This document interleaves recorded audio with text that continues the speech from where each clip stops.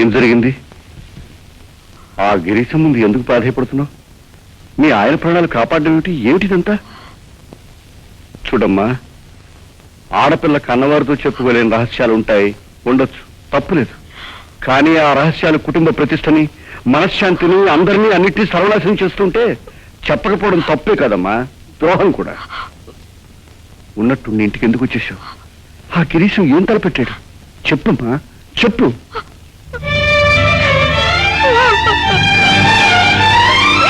చూడమ్మా, కన్న తండ్రిగా కాదు, ఓ స్నేహితుడిగా అడుగుతున్నాను, నాతో చెప్పమ్మా. ఎవరికి చెప్పాలో ఏమని చెప్పాలో తెలియక ఈ అగ్నిగుండాన్ని నా గుండెల్లో దాచుకున్నాను. జరగబోయే అనర్థాన్ని గురించి ఊహించుకుని భయపడి నా కాపురాన్ని నేనే కూలదోసుకున్నాను. నాన్న, నాకు పెళ్ళైనప్పటి నుంచి అమ్మ నా మీద, నన్ను కట్టుకున్న ఆయన మీద కక్ష సాధించాలనుకుంది. కానీ గిరీశు అమ్మని అడ్డు పెట్టుకుని ఇంత ద్రోహానికి తలపడ్డాడని ఆలస్యంగా తెలుసుకున్నాను. నన్ను ఎలాగైనా ఇంటికి వచ్చేటట్టు చేస్తానని అమ్మకి మాటిచ్చి వీడు గుండాన్ని ఏర్పాటు చేశాడు. ఒకరోజు ఎవరు మీరు? చూడు బుల్లి, నా పేరు నాగరాజు, వాడు చార్లీ, వీడు లాల్. నాతో మీకేం పని? చెప్తాం.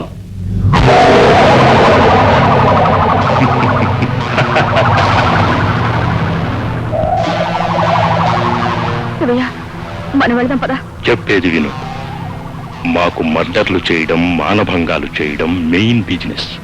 కొంపలు తగలబెట్టడం, కాళ్ళు చేతులు తీయడం సైడ్ బిజినెస్. ఈ మధ్య 10 నెలలుగా పాట్నా జైల్లో ఉండి చెయ్యి వాటం తప్పింది. బయటికి రాగానే మా పాత జైలు మేట్ గిరీశం గాడిచ్చిన ఫస్ట్ కాంట్రాక్ట్. గిరీశం మిమ్మల్ని పంపించాడా? లేకపోతే నీతో డ్యూయెట్స్ పాడటానికి వచ్చామనుకున్నావా?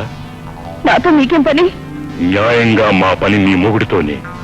వాడి కాళ్ళు చేతులు తీయమని, అవసరమైతే తల కూడా తీయమని 10 లక్షలు కాంట్రాక్ట్.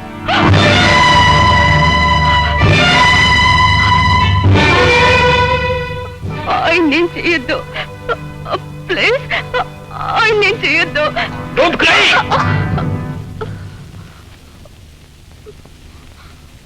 అసలు కథకు వస్తే ఈ మధ్య నాకు మర్డర్లు చేయడం టచ్ తగ్గింది.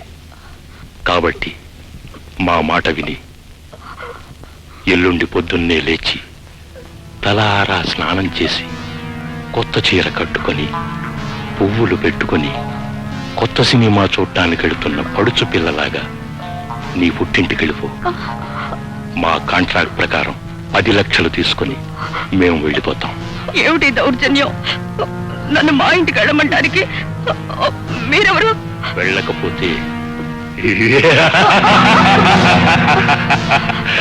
ఆ సాయంకాలమే నీ మొగుణ్ణి చంపి నల్లపెట్టిలో పడుకోబెట్టి పువ్వులు చల్లి మరీ ఇంటికి పంపుతాను.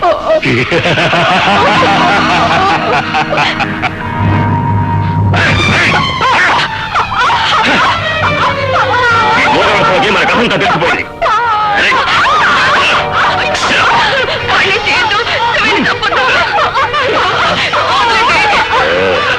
ఎల్లుండి నీ పుట్టింటికి వెళ్ళకపోతే నీ మొగుణ్ణి ఎలా చంపుతావో తెలుసా?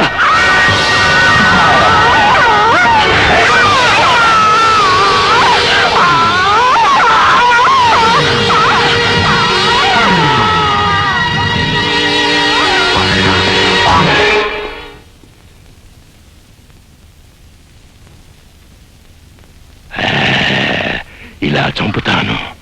వెళ్ళు వెళ్ళు.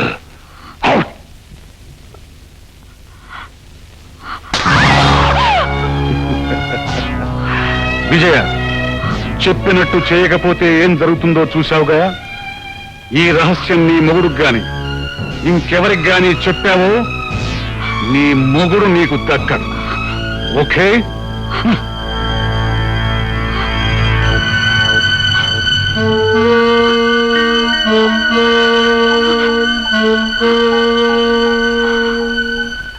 అర్థమైందమ్మా. ఇంత ఘోరమైన నిజాన్ని మనస్సులో పెట్టుకుని నువ్వెంత నరకం అనుభవించావో ఇప్పుడు అర్థమైంది. నువ్వు నిశ్చింతగా ఉండమ్మా. ఏం చెయ్యాలో ఎలా చెయ్యాలో నేను నిర్ణయిస్తాను. గిరి, డబ్బెక్కడ? డబ్బు రాదు. అంటే కథ అడ్డం తిరిగింది. విజయ్ మన విషయం ఇంట్లో చెప్పింది. మా మామయ్య మనల్ని పట్టుకోవడానికి ప్రయత్నిస్తాడు. ఏం చేద్దాం? అలా వచ్చిందా కేసు? కూతుర్ని ఇంటికి పంపిస్తే 10 లక్షలు ఇస్తానందా ముసల్ది. తీరా వచ్చిన తర్వాత మనకే నామాలు పెట్టాలని చూస్తోందా? ఎందుకనే మంచిది, మన మకాన్ని ఎత్తేద్దాం. లేకపోతే మన ప్రాణాలకే ప్రమాదం.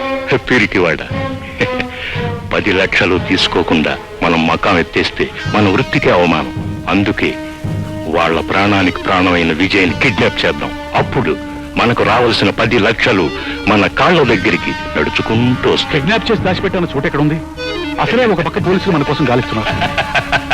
ఈ ప్రపంచం అంతా వెతకచ్చు, బట్ మన స్థావరం మాత్రం కనిపెట్టలేరు. అదే మన గ్రేట్నెస్. మంగా, అమ్మాయి కనిపిస్తుంది కదా? ఏమండి, అమ్మాయిని ఎవరో ఎత్తుకుపోయారటండి. సీతాలు చెప్పింది. ఫోన్ చూడండి. హలో, ఎవరు?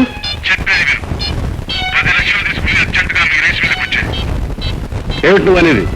ఎవరు నువ్వు?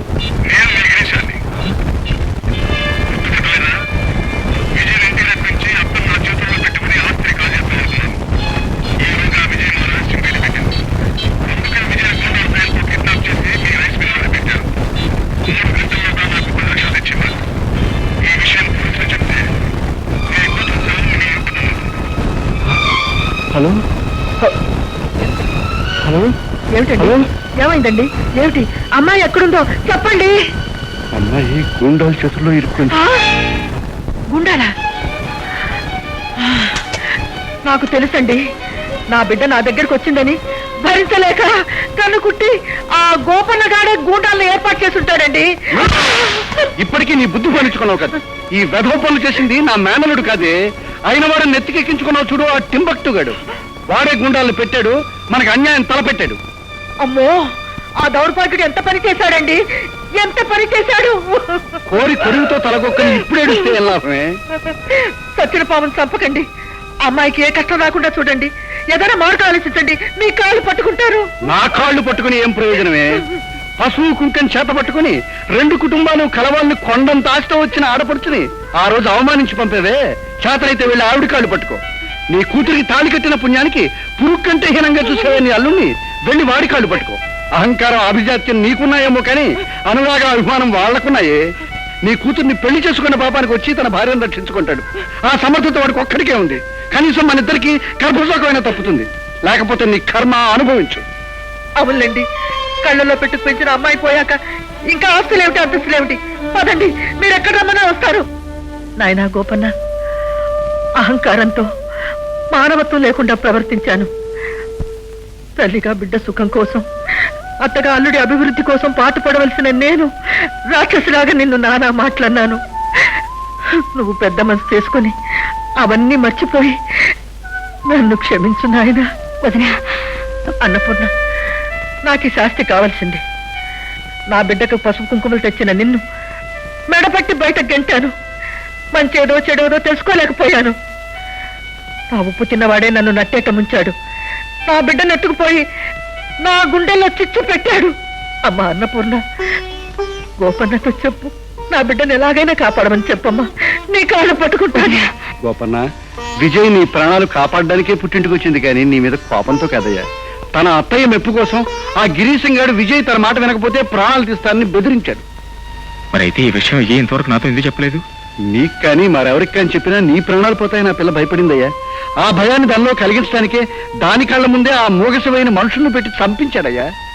వచ్చి నెత్తురు తాగే ఆ కసాయి వాళ్ళు నా బిడ్డను ఎన్ని బాధలు పెడుతున్నారో ఏమో. గోపన్న, నా బిడ్డను ఎలాగైనా కాపాడినాయనా. వదినా, ఆపదలో ఉన్నది నీ కంటి వెలిగే కాదు, మా ఇంటి దీపం కూడా. బాబు, అమ్మా, అనవసరం మీరు కంగారు పడకండి. ఆ దుర్మార్గుని ఎలాగైనా సరిపట్టుకుంటాను. నా విజయ్ నేను కాపాడుకుంటాను.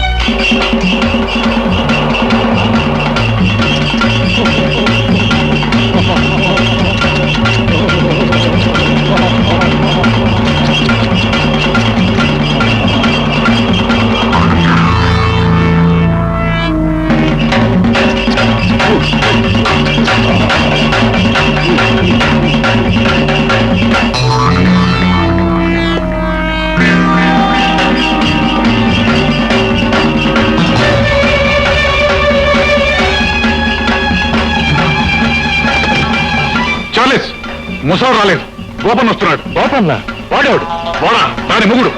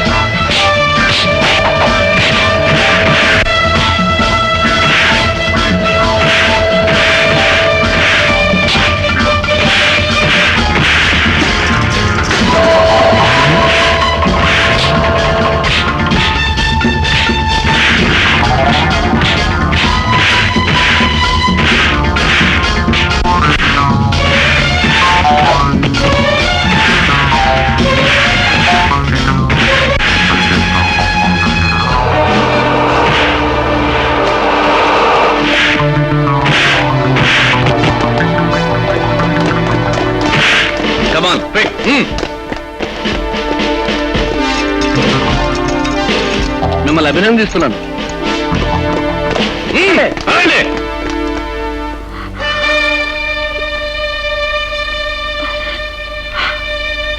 ఏమండి, నన్ను క్షమించండి. అంత మాటలకు విజయ, ఆనాడు నా కోసం నీ ఆస్తిని, అంతస్తుని, ఐశ్వర్యాన్ని, నీ సర్వస్వాన్ని వదులుకుని నాతో వచ్చేసావు. ఈనాడు నన్ను రక్షించడం కోసం నువ్వెంత క్షోభ అనిపించావో అర్థం చేసుకోగలను. నీ ఆత్మస్థైర్యాన్ని హృదయపూర్వకంగా అభినందిస్తున్నా. నీలాంటి భార్య దొరకడం నా అదృష్టం.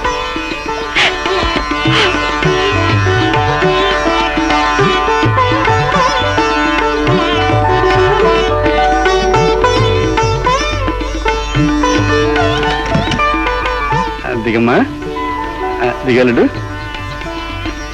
అత్తయ్య, అమ్మా విజయ, ఇన్నాళ్ళు డబ్బే ప్రపంచమన్న అహంకారంతో పెళ్ళైనా నా కూతురు నా ఇంట్లో ఉండాలనే ఆడంబరాలకు పోయి నీ మంచి మనసు నొప్పించాను. ఈనాడు గోపన్న నాకు కనువిప్పు కలిగించాడు. మన ఇంటికి వెళదాం. వద్దమ్మా, అనురాగాల్ని, ఆప్యాయతల్ని విడదీసి ఈ ఆస్తి ఐశ్వర్యాలు మాకొద్దు. మేము మా ఇంటికే వెళ్తాం. పదండి. సహబాష్, మాణిక్యం లాంటి మాట అన్నావమ్మా. మీరిద్దరూ మీ ఇంటికి వెళ్ళడమే ధర్మము, న్యాయమును. ఏవండి, వాళ్ళు లేని ఆస్తి డబ్బు మనకెందుకండి? వాళ్ళు ఎక్కడుంటే మనం అక్కడే ఉందాం. పదండి. ఆహా, ఇన్నాళ్ళకి నువ్వు చల్లటి మాట అన్నావే. నా మనసు చాలా ఆనందంగా ఉంది. అల్లుడు తప్పులు అందరూ చేస్తారు, కానీ చేసిన తప్పులు ఒప్పుకోవడంలో కూడా మళ్ళీ మా ఆవిడ మార్కులు కొట్టేసిందయ్యా. కాకపోతే అత్తారింటికి అల్లుడు రావడం ఇల్లరికం, మరి అత్తే అల్లుడింటికి రావడం అత్తరికం. అత్తరికం.